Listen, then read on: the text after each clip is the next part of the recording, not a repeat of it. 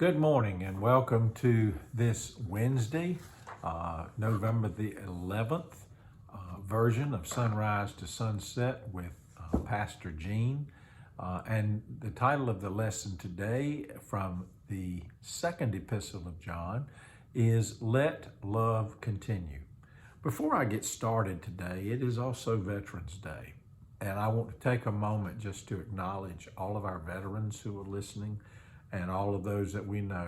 I hope that this is a day that everybody will give thanks and be grateful for all of you, and especially for those of you who are Marines. I believe this might be the birthday of the United States Marines. So God bless all of you, and thank you for watching. This is a very short epistle, only 13 verses, and in it we read about the teaching of Jesus versus those who would deceive. That's in verse 7. Many deceivers have gone out into the world, those who do not confess Jesus Christ has come in the flesh. Any such person is a deceiver and the Antichrist.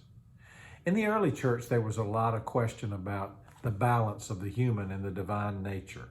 And there was also some teachings that the Gospel of John itself focused more on the divine nature than on the human nature of John.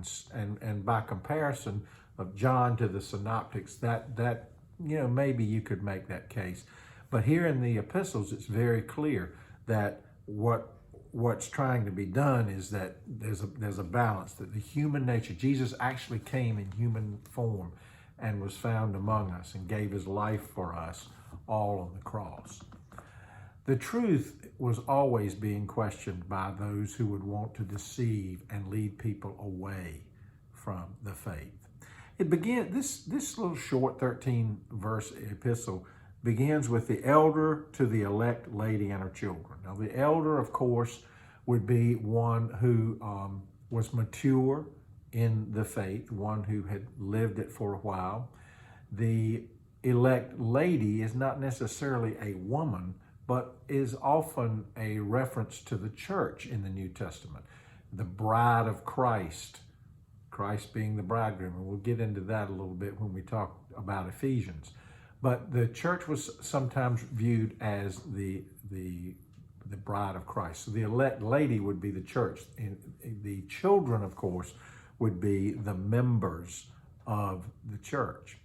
This is a short epistle, and it talks about the importance of welcoming the truth, about remaining in love and being obedient to Christ.